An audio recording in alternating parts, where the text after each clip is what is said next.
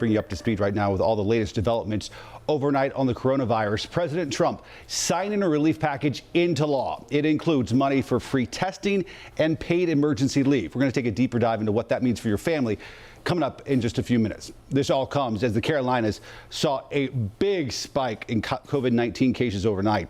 North Carolina now reporting 93 cases statewide. South Carolina, as you can see, 60, including 1 death. And more businesses are being ordered to shut down over the outbreak. Mecklenburg County gyms, health clubs, and theaters will be closed for at least the next 4 weeks. Some malls are joining the list of closures. Our team coverage kicking off this morning with Richard Devane, who is joining us live up at Concord Mills this morning. Richard, they are closing, but just one of hundreds across the country and several in our area. Yeah. That's absolutely correct. The goal is to keep people safe, and the only way to do that is to keep them out of large groups. And people know that people like to congregate at malls. So the best way to keep people from congregating at these malls to shop and hang out and do other things is to just close them down. Out of what is a sense of protecting the public and its employees, area malls like Carolina Place and North Lake have reduced store hours, and in the case of Concord Mills, chosen to close down altogether. That leaves workers in a precarious situation with reduced or no paychecks on the horizon. Nicole Mott is a store manager at Concord Mills and says her company will pay its staff for at least 2 weeks.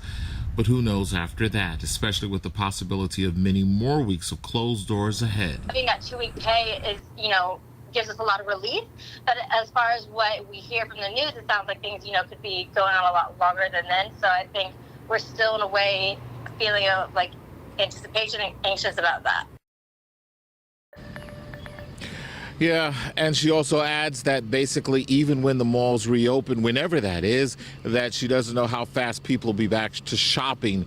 So it could be a little bit longer than when this coronavirus situation finally ends. Of course, it's something we'll continue to monitor and hope for the best. We're here at Concord Mills Mall. Richard Devane for Wake Up Charlotte. Richard, thank you. We want to talk about a new federal aid package that has just passed, the second one that will provide more help as we fight the coronavirus. So this one, the $750 billion emergency aid package has passed. It's going to provide unemployment insurance, free testing, paid leave, food assistance, money for Medicaid, Medicare, all of that. We know that this is the second. Last week, if you remember, this bill passed. It was worth $8.3 billion passed last week. It focused more on vaccines specifically and research as well. And now we've got a third bill, this one newly proposed on the table from the White House. The president wants a $1 trillion stimulus package and half of that to go toward Americans. So roughly $500 billion in the form of a $1,000 check for every adult. We're hearing that if you make $75,000, also maybe if you make $60,000, you may not qualify to get this $1,000 check. We know the president wanted it within 2 weeks. We're seeing that you may get it by April or even May. Now, it depends on your income, your family size, several different stipulations, as I just said. We've seen this before. It's like a tax rebate to stimulate the economy. Back in 2001, Bush made tax cuts, $300 people got during the Great Recession in 2008. People got $300 to $600 back. So we will continue to follow the very latest on that third package now.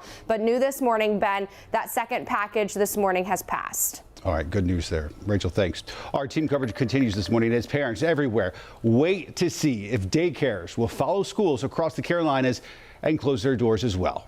There is a new plan when it comes to daycares in North Carolina. Right now, there are 4,500 child care facilities across North Carolina. At least 1,500 are still open, with 1,300 closed. On Wednesday, the state said it's wanting to open free public child care for the kids of those who are on the front lines. Mecklenburg County is still waiting on the state's recommendation for daycares. That is expected to come down by the end of this week.